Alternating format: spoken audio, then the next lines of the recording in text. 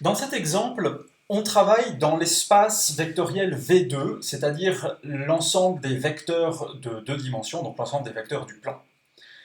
Et puis on s'intéresse particulièrement à deux vecteurs qu'on appelle A et B, qui sont à peu près quelconques, mais qui doivent être linéairement indépendants. Comme ils sont linéairement indépendants et qu'ils sont deux, ils forment donc une base de V2. Et puis, on s'intéresse encore à deux droites qui sont soutenues par ces vecteurs, la droite F qui est supportée par le vecteur A, et puis la droite D qui est supportée par le vecteur B. Et puis ce qu'on peut dire déjà, c'est que la droite F, qu'est-ce que c'est finalement? C'est l'ensemble c'est l'espace engendré en fait par le vecteur A. Et puis de même, la droite D, qu'est-ce que c'est? C'est l'espace engendré par le vecteur B. Donc c'est tous les vecteurs qui sont collinéaires à B, engendrés par ces vecteurs-là. Voilà. Maintenant, dans cet espace-là, on va s'intéresser à une application qu'on appelle F et qui est la projection sur le vecteur A parallèlement au vecteur B. Alors, on peut dire en d'autres termes que c'est la projection sur la droite F parallèlement à la droite D. Ça revient exactement au même. Et puis, regardons ce que ça donne. Je considère un vecteur quelconque que j'appelle V, qui est représenté ici en mauve, et puis je veux donc le projeter sur F parallèlement à D. Alors comment est-ce que je fais ça? Je commence par tracer une parallèle à D qui passe par l'extrémité de V, et puis je trouve comme ça le projeté de V qui est représenté ici en vert, et qui est donc l'image par l'application F de V. Voilà, donc ça, c'est le cadre dans lequel je travaille. Et puis maintenant, on va regarder ce qu'on peut dire à propos de ça, et on va faire un petit peu d'algèbre linéaire avec tout ça. Alors, la première chose que je peux dire, c'est que si je considère le vecteur A en particulier, je peux dire que l'image du vecteur A par F, c'est A. Il se projette sur lui-même, donc F de A est égal à A. Voilà. Et puis, si je considère le vecteur B, si je projette le vecteur B parallèlement à D sur F, qu'est-ce que ça va donner? Ça va donner le vecteur nul. Donc je peux dire que F de B est égal au vecteur nul. Voilà. Maintenant, tout ce que je vais dire à partir de maintenant, je le dis en travaillant dans la base formée des deux vecteurs A et B. Si je travaille dans cette base-là, le vecteur A, il a pour composante 1, 0. C'est égal à 1 fois A plus 0 fois B. Donc il a pour composante 1, 0. Donc la première égalité qui est là en haut, f de A égale A, peut se réécrire sous la forme suivante, f de 1, 0 égale 1, 0. Et puis le vecteur B, lui, il a pour composante 0, 1, et le vecteur O, le vecteur nul, a pour composante 0, 0. Donc la deuxième égalité peut se réécrire comme ça. Et du coup, vous savez que si on a une application linéaire et puis qu'on connaît les images de chaque vecteur de l'ensemble de départ, alors on peut trouver la matrice associée à cette application linéaire, comme ça. De quoi est-ce qu'elle est formée, cette matrice? Elle est formée des images des vecteurs de la base de départ, donc de 1, 0 et de 0, 0. Voilà. Donc ça, m égale 1, 0, 0, 0, c'est la matrice associée à ma projection. Si je regarde ça du point de vue du vecteur v, on va dire que le vecteur v, c'est une combinaison linéaire de a et b, on va dire que c'est x fois a plus y fois b, où x et y sont les nombres qu'il faut pour que cette égalité soit juste. Et puis, du coup, la matrice colonne associée à mon vecteur v, qu'est-ce que c'est? Eh bien c'est ça, c'est x, y. Alors si je veux calculer maintenant l'image de mon vecteur v par mon application f, qu'est-ce que je dois calculer? Je dois calculer m fois v. Et ça, en termes matriciels, c'est 1, 0, 0, 0 fois xy. Alors 1, 0 fois xy, ça fait x, et puis 0, 0 fois xy, ça fait 0, et donc c'est égal à x, 0. Et donc, qu'est-ce que je peux en conclure? Je peux en conclure que f de v, donc l'image de v par ma projection, c'est égal à x fois a. Et ça, c'est tout à fait logique quand on regarde le dessin qu'on a sous les yeux.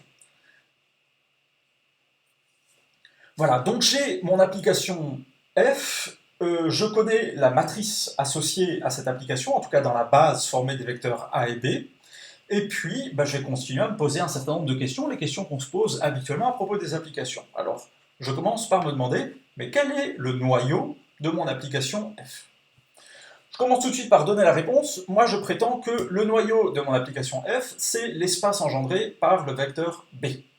Voilà. Alors, démontrons-le. La matrice associée à f, c'est celle-là, on l'a dit tout à l'heure.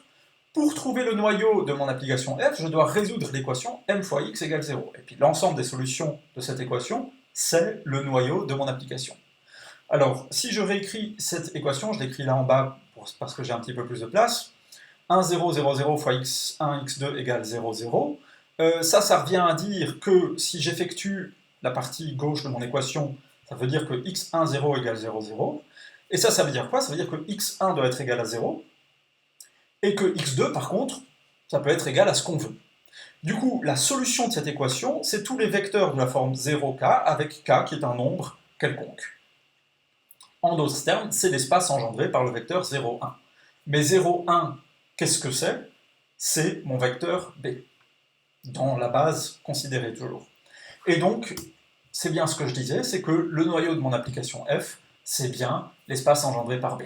Et en même temps, de nouveau, si on regarde le schéma, c'est tout à fait logique, parce qu'on se dit que tous les vecteurs qui sont collinaires à b, si on les projette parallèlement à b, donc parallèlement à eux-mêmes, ben ça donnera le vecteur nul. Donc c'est un résultat qui n'est pas surprenant. On a parlé du noyau, de quoi va-t-on parler juste après? Eh bien, de l'image, bien entendu. De nouveau, je commence par donner la réponse. Moi, je dis que l'image de mon application f, c'est l'espace engendré par le vecteur a. Autrement dit, c'est la droite f. Alors, démontrons ça. Je vais commencer par la méthode rapide qu'on avait vue pour trouver l'image. Je vous rappelle qu'on commence avec la matrice associée à notre application. La première chose à faire, c'est d'échelonner et réduire cette matrice. Alors, je fais ça. Ah bah tiens, en fait, elle était déjà échelonnée et réduite. Bon, d'accord, très bien. Ensuite, dans ma matrice échelonnée réduite, je vais chercher tous les éléments pivots. Donc, c'est-à-dire, je vais chercher sur chaque ligne le premier élément qui est différent de 0. Dans ce cas-là, il n'y en a qu'un seul, il est entouré ici en orange. Et chacun de ces éléments pivots, donc celui-là, dans ce cas-là, me donne la colonne dans la matrice originale où se trouvent les vecteurs de l'espace d'arrivée qui engendrent mon image. Donc, ce vecteur-là, 1, 0, pardon, engendre mon image. Donc je peux écrire que l'image de f, c'est l'espace engendré par 1, 0. Et 1, 0, qu'est-ce que c'est? C'est a, donc c'est bien ce que je disais tout à l'heure. Une autre manière d'expliquer cette image, c'est de reprendre en fait l'image telle qu'on l'avait définie tout au début du chapitre 3, quand on a parlé d'image pour la première fois. On avait dit, pour calculer l'image d'une application, il faut commencer par calculer les images de chaque vecteur de la base, donc il faut calculer f de a et f de b, et puis l'image de f, ce sera l'espace engendré par f de a et f de b. Donc image de f, c'est l'espace engendré par f de a et f de b. Voilà. Mais f de a, qu'est-ce que c'est? Bah, c'est a, et f de b, qu'est-ce que c'est? Bah, c'est 0. Donc je peux écrire que c'est l'espace engendré par a et le vecteur nul. Oui, mais le vecteur nul, il est linéairement dépendant de a, donc je peux l'enlever de mon espace engendré, et je peux dire que l'image de f, c'est l'espace engendré par a. Et donc, j'entoure ce que j'avais dit dès le début, c'est que l'image de f, c'est bien l'espace engendré par le vecteur a. Voilà, alors on a fait le noyau et l'image, ça c'était chapitre 3. Maintenant, on va parler du chapitre 4, et dans le chapitre 4, de quoi est-ce qu'on parle? On parle de valeurs propres et de vecteurs propres. Alors, commençons par les valeurs propres. Quelles sont les valeurs propres de ma projection? Eh bien, les valeurs propres sont 1 et 0. Comment est-ce que je sais? Si je regarde la matrice associée à mon application, c'est une matrice qui est diagonale. Comment je sais qu'elle est diagonale? Parce que tous les éléments qui ne sont pas dans la diagonale sont nuls. Vous remarquerez qu'il y a aussi des éléments qui sont nuls dans la diagonale, mais ça, c'est pas important. Pour dire qu'une matrice est diagonale, ce qu'il faut, c'est que les éléments qui sont en dehors de la diagonale soient nuls. C'est le cas ici, donc elle est diagonale. Comme elle est diagonale, les valeurs propres sont les éléments de la diagonale. Et du coup, qu'est-ce que c'est? Bah, c'est 1 et 0. Et c'est ce que je viens de dire. Une autre manière d'expliquer pourquoi les valeurs propres sont 1 et 0 est la suivante. Vous savez que pour trouver les valeurs propres, il faut résoudre ce qu'on appelle l'équation caractéristique, qui est celle-là. Le déterminant de m moins lambda i est égal à 0, où i est comme d'habitude la matrice identité. Alors cette matrice m moins lambda i, qu'est-ce que c'est? Eh bien c'est ça, c'est 1 moins lambda 0, 0, 0 moins lambda. Et le déterminant de tout ça doit toujours être égal à 0. Et puis pour calculer ce déterminant, c'est facile, c'est 1 moins lambda fois 0 moins lambda, ça doit toujours être égal à 0, et là, cette équation-là, cette dernière équation qu'on a ici, les solutions sont évidentes, c'est 1 et 0. Et donc c'est bien les valeurs propres que j'avais. Une troisième manière d'expliquer que les valeurs propres sont 1 et 0 est la suivante. Je pars de ces équations que j'avais tout à l'heure. F de A est égal à A. Cette équation-là, je peux la réécrire de la manière suivante. Je peux réécrire F de A égale 1 fois A. Et du coup, qu'est-ce que je peux en conclure ici? Je peux en conclure que A est un vecteur propre et que 1 est la valeur propre associée.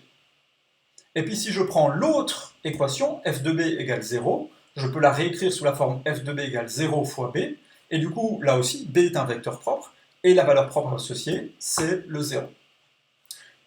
Et donc, mes valeurs propres, c'est bien 1 et 0. Et quels sont mes vecteurs propres? En fait, je viens de le dire. Alors, on avait dit f de a égale 1 fois a, ça veut dire quoi? Ça veut dire que l'espace associé à la valeur 1, c'est tous les vecteurs qui sont collinaires à A. Donc c'est l'espace engendré par A. Oui, mais l'espace engendré par A, on avait dit que c'était la droite F, et puis on avait aussi dit que cette droite F, c'était l'image de mon application F. Alors ça, c'est une égalité qui est assez intéressante, c'est qu'on a l'image de mon application qui est égale à l'espace propre associé à la valeur propre unie. Et puis, f de b égale 0 fois b, donc b est un vecteur propre, et puis l'espace propre associé à la valeur propre 0, eh bien, c'est l'espace engendré par b. Et ça, c'est D, et on avait dit aussi que c'était le noyau de mon application F. Et donc, les vecteurs propres, qu'est-ce que c'est? C'est ces deux espaces-là, l'espace engendré par A et l'espace engendré par B. Et ça, c'est l'ensemble de mes vecteurs propres. Et voilà, là on a répondu à toutes les questions un peu classiques des chapitres 3 et 4, le noyau, l'image, les valeurs propres, les vecteurs propres. Maintenant on va s'intéresser à une autre chose. Je vais projeter mon vecteur V d'abord sur F, et puis ensuite j'obtiens ce vecteur qui est ici en vert, F de V, puis je le reprojette par la même application. Si je reprojette F de V sur F par rapport à D, il ne va pas bouger, en fait, il va rester f de v, d'accord? Ce qui est logique, parce que f de v, en fait partie de l'espace propre associé à la valeur propre 1, donc ça veut dire que f de v égale 1 fois f de v. Bref, mon vecteur vert, une fois qu'il est arrivé là, je peux réappliquer mon application dessus, il va rester toujours au même endroit. Donc ça veut dire que f de v est égal à f de v. C'est intéressant. Si j'écris cette égalité différemment, f de v, en fait, je peux l'écrire avec des ronds, c'est f rond f de v est égal à f de v. Puis cette égalité, comme elle est vraie pour n'importe quel vecteur v, eh bien, je peux en conclure, d'un point de vue fonctionnel ou application, que f rond f est égal à f. Et ça, qu'est-ce que ça veut dire en termes matriciels? La matrice associée à f, c'est m. Donc la matrice associée à f rond f, c'est m fois m, et c'est m carré. Et donc, on peut dire que m carré est égal à m. Alors, cette égalité m carré est égal à m, elle est tout à fait logique si on regarde la matrice telle qu'on l'a ici, 1, 0, 0, 0. On se dit, c'est assez évident, si j'élève ça au carré, ça va rester m. Mais il ne faut pas oublier que ce que je viens de dire là, c'est vrai dans la base B à B, mais c'est vrai en fait dans n'importe quelle base. Quelle que soit la base dans laquelle je travaille, j'aurai toujours cette égalité-là. Et donc, si je travaille dans une autre base, je peux avoir une matrice M qui est beaucoup moins sympathique que ce qu'on a ici, qui ne sera pas forcément diagonale, qui aura des nombres qui ne sont pas forcément des jolis nombres tout ronds. Cette égalité restera toujours vraie. On aura toujours m carré égale m. Donc ça, c'est quelque chose qui est intéressant.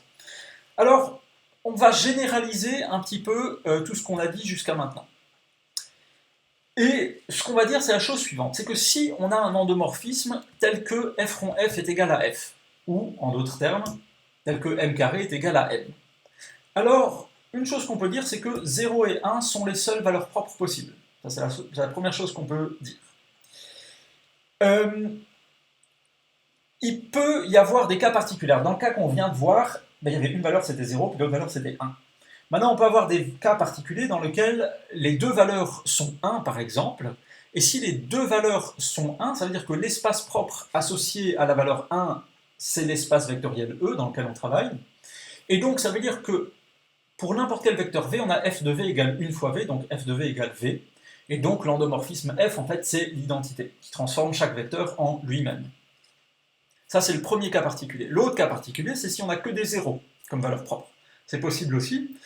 Et dans ce cas, ça veut dire que l'espace propre associé à la valeur propre 0, c'est E, et puis que pour n'importe quel vecteur V, on a que f de v égale 0 fois v, donc f de v égale 0, et donc l'endomorphisme f, c'est l'application nulle, qui transforme n'importe quel vecteur en le vecteur nul. Mais ça, c'est des cas particuliers. Dans le cas général où on a des 0 et des 1 comme valeur propre, alors qu'est-ce qui se passe? Alors je précise que des 0 et des 1, on peut en avoir plus que 1 ou 2, parce que dans les exemples qu'on a vus, de nouveau, on était en dimension 2, donc il y avait un 0 et un 1, c'est logique, mais on peut travailler dans des dimensions plus grandes, 3, 4, 5, autres. Peu importe, ce qui compte, c'est que on ait ces deux égalités, et que du coup 0 et 1 soient les seules valeurs propres possibles, et donc, et que parmi les valeurs propres, il y ait à la fois des 0 et des 1, c'est-à-dire au moins un 1 et au moins un 0. Et tout le reste étant des 1 ou des 0. Alors, à ce moment-là, on définit D comme étant l'espace propre associé à la valeur 0, et donc c'est le noyau de l'application F. On définit F comme étant l'espace propre associé à la valeur 1, et c'est l'image de mon application F. Et ce qu'on peut dire alors, c'est que l'application F, c'est la projection de mon espace propre E sur la droite F, parallèlement à D. Alors je dis la droite F, en fait c'est pas forcément une droite, parce que si on travaille dans une dimension plus grande que 2, 3 ou 4, F peut être autre chose, ça peut être un plan, ça peut être un hyperplan si on est dans une dimension plus grande. Mais donc, si on a ces égalités-là, qui vont ensemble, hein, on ne peut pas avoir l'une ou l'autre, on a forcément les deux ou aucune des deux, si on a ces égalités-là, et qu'on n'est pas dans un cas particulier qui est décrit ici, alors F est une projection. Voilà, ça c'est ce qu'on peut dire. Et puis ce qu'on peut dire aussi, c'est que F, logiquement, n'est ni injective ni surjective, et encore moins bijective, bien sûr, et tout ça, je peux le dire comment? Parce que le noyau de F est de dimension strictement plus grande que 0, et donc, logiquement, elle n'est pas injective ni surjective. Voilà une généralité sur les projections. Maintenant, on va encore voir une petite chose toujours à propos de ces projections. Ce que je vais faire, c'est que je vais faire les choses à l'envers. Au lieu de projeter sur F parallèlement à D, je vais projeter sur D parallèlement à F. Alors, pour faire ça, je trace une parallèle à F passant par l'extrémité de V, et puis, du coup, ma projection, c'est ce vecteur orange, et ce vecteur, je vais l'appeler G de V. Donc on va dire que l'application qui projette sur D parallèlement à F, c'est l'application G.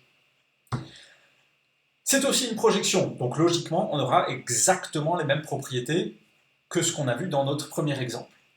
Mais regardons peut-être un peu les choses là. Ce qu'on peut dire, c'est que, je vais commencer par faire une égalité, je vais dire que le vecteur V, celui qui est en mauve, je peux dire que c'est la somme de f de V en vert plus g de V en orange. Et si je transforme cette égalité, je peux dire que g de V en orange est égal à V moins f de V. Et ça, de nouveau, c'est vrai pour n'importe quel vecteur V, et du coup, d'un point de vue fonctionnel, je peux en conclure que la fonction g, c'est égal à l'identité moins l'application f. Donc l'application g, c'est l'identité moins l'application f. Et d'un point de vue matriciel, qu'est-ce que ça veut dire? Ça veut dire que la matrice associée à g, c'est la matrice I moins la matrice M. Et ça, c'est quelque chose qui est intéressant, ça veut dire que si j'ai une projection sur une droite parallèlement à une autre, et que je fais la projection dans l'autre sens, sur l'autre droite parallèlement à la première, et bien pour trouver la matrice associée, il suffit de faire I moins la matrice associée à la première, I moins M, et j'obtiens la matrice associée à ma deuxième projection. D'accord? Maintenant, mais de nouveau, G est une projection, donc G doit satisfaire toutes les propriétés des projections qu'on vient de voir, et regardons l'histoire de la matrice au carré. Donc la matrice associée à G, c'est I-M, qu'est-ce qui se passe si j'élève I-M au carré? Eh bien, faisons le calcul simplement avec une identité remarquable. I-M au carré, ça fait I carré moins M plus M carré. Bon, et ça, c'est égal à quoi? Ben, I carré, c'est la matrice identité, donc I au carré, c'est égal à I. Très bien. Moins M, c'est égal à moins M. Pas de surprise ici. Et puis M carré, par contre, comme M carré est la matrice associée à une projection, ça veut dire que M carré, c'est égal à M. C'est ce qu'on vient de dire. Donc M carré est égal à M. Ah bah oui, mais maintenant, ici, le moins M et le plus M, ils peuvent se simplifier, et du coup, ça, c'est égal à I moins M. Et donc, on a bien vérifié que I moins M, le tout au carré, est égal à I moins M. Ça, c'est une chose. L'autre chose qu'on peut dire, c'est que, alors l'autre chose est peut-être logique, c'est que le noyau de mon application G, c'est l'image de mon application F. Qu'est-ce que c'est? C'est la droite F. Et puis à l'inverse, l'image de mon application de mon application G, pardon, c'est le noyau de mon application F. Et ça, qu'est-ce que c'est? C'est la droite D. Et voilà, ainsi s'achève l'exemple numéro 1.